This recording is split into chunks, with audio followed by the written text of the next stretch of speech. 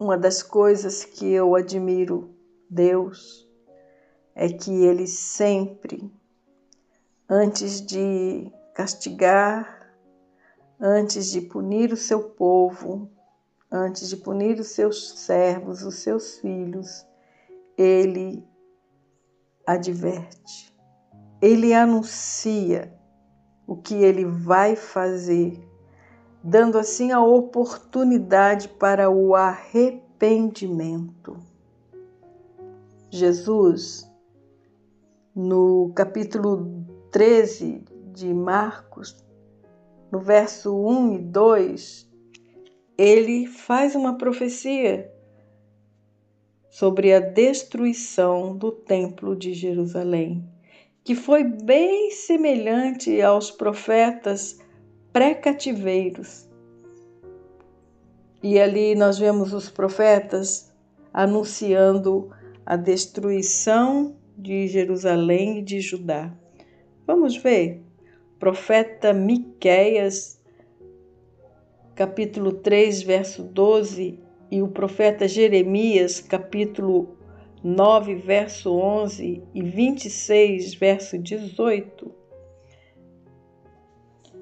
E disse assim o Senhor dos exércitos, através do profeta Miqueias: portanto, por causa de vós, Sião será lavrada como um campo, e Jerusalém se tornará em montões de pedra, e o monte desta casa em lugares altos de um bosque. Miqueias 3:12. E Jeremias, capítulo 9, verso 11, o profeta anunciou o seguinte: o que Deus disse para ele: e farei de Jerusalém montões de pedras, moradas de chacais, e da cidade de Judá farei uma desolação, de sorte que fiquem sem habitantes. Jeremias também, ele foi um profeta pré-cativeiro.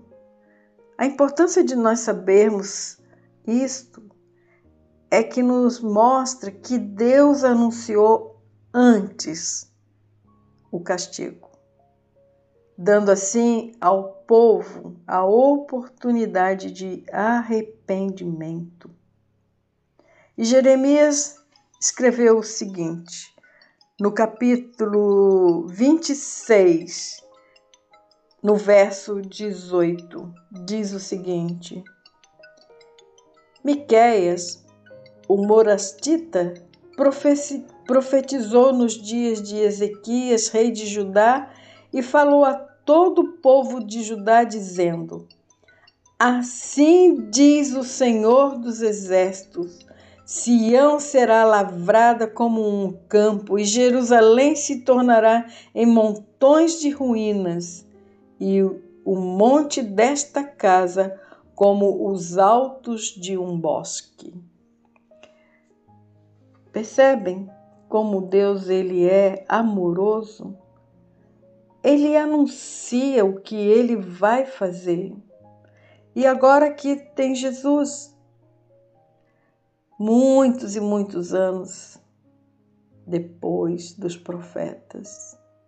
Agora no Novo Testamento, Deus também usa da mesma tática, Deus usa do mesmo argumento, avisar antes de fazer, anunciar aquilo que Ele está para fazer, dando assim para nós a oportunidade de arrependimento, de confissão, de reconciliação.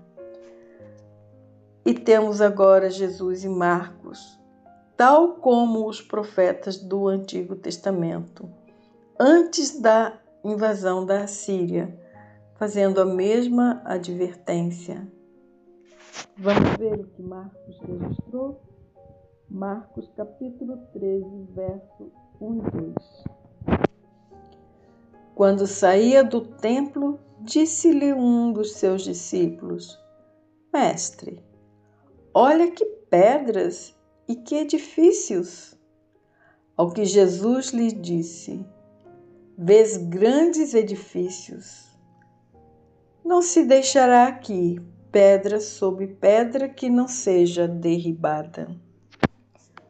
Irmãos, eu creio que essas declarações devem ter sido autenticamente de Jesus, porque elas foram usadas contra ele no seu julgamento.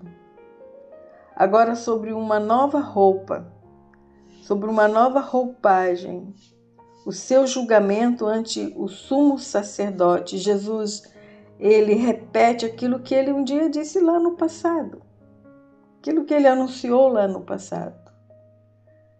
Vamos ver também Marcos 14:58. Marcos 14:58 registra a acusação de Jesus no seu julgamento. E eles diziam o seguinte: Nós o ouvimos dizer: Eu destruirei este santuário, construído por mãos de homens, e em 3 dias edificarei outro, não feito por mãos de homens.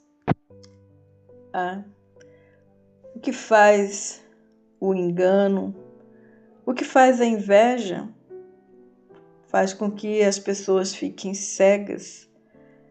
Será que eles não perceberam que Jesus não estava falando de coisas espirituais?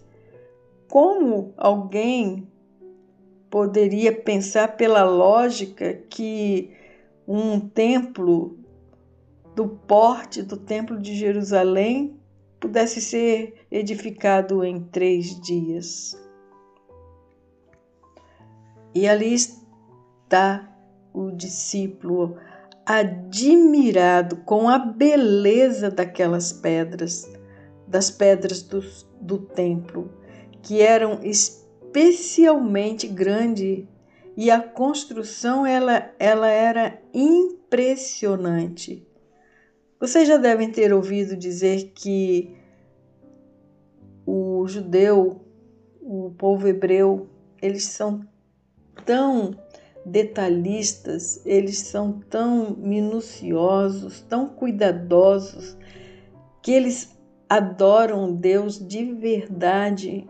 E quando eles construíram o templo, eles fizeram com o maior esmero, e que da mesma forma que as pedras que estavam visíveis iam ser admiradas, contempladas, aquela mesma qualidade de pedra também estava na fundação do edifício, do templo. Será que nós temos também agido para com Deus da mesma forma? Estamos sendo transparentes com Deus naqueles lugares que somente nós estamos, que ninguém mais nos vê?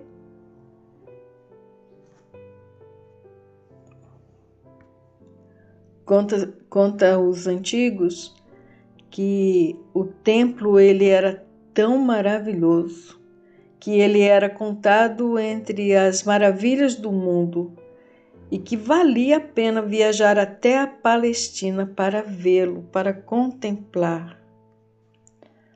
Porém, por mais belo, por mais suntuoso, por mais bem preparado que for aquela construção, ele deveria se transformar em ruínas.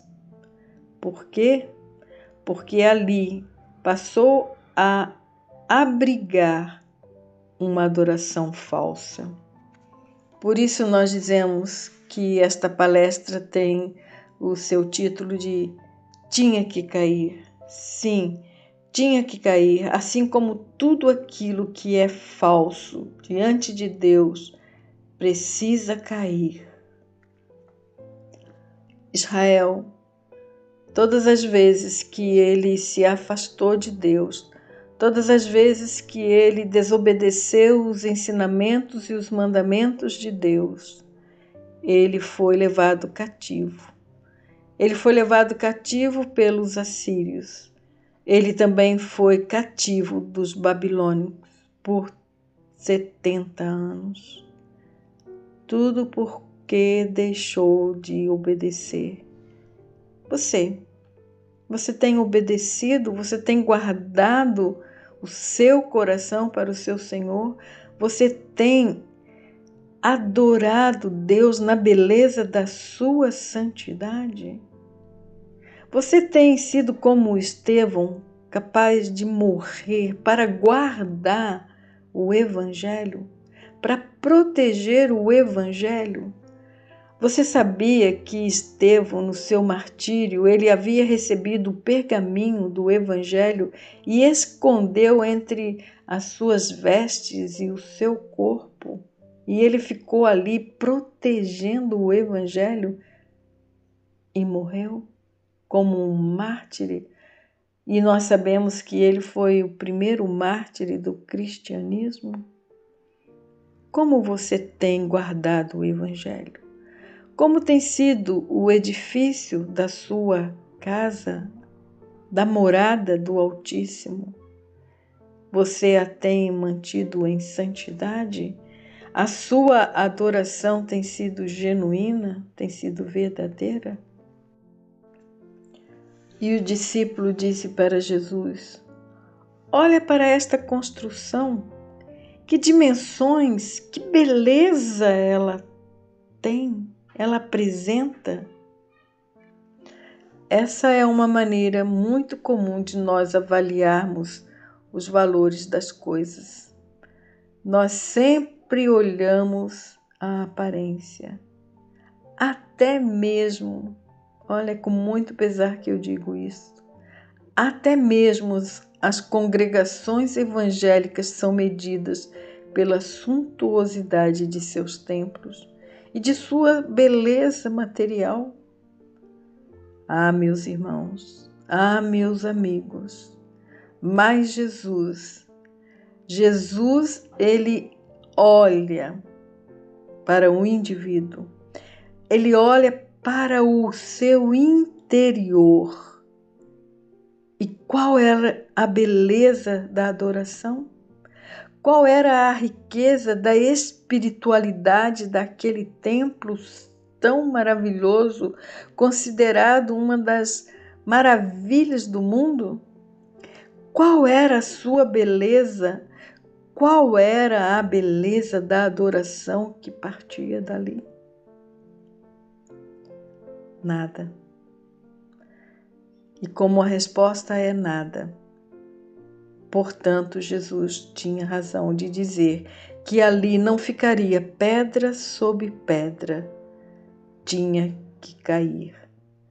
Tinha que cair, assim como tal os hipócritas, e finalmente serão e são desmascarados. Como você está diante do seu Deus? Irmãos, nós estamos vivendo um tempo muito especial para a igreja do nosso Senhor Jesus Cristo, a noiva do Cordeiro. Ela está sendo preparada para a sua vinda, para as suas bodas.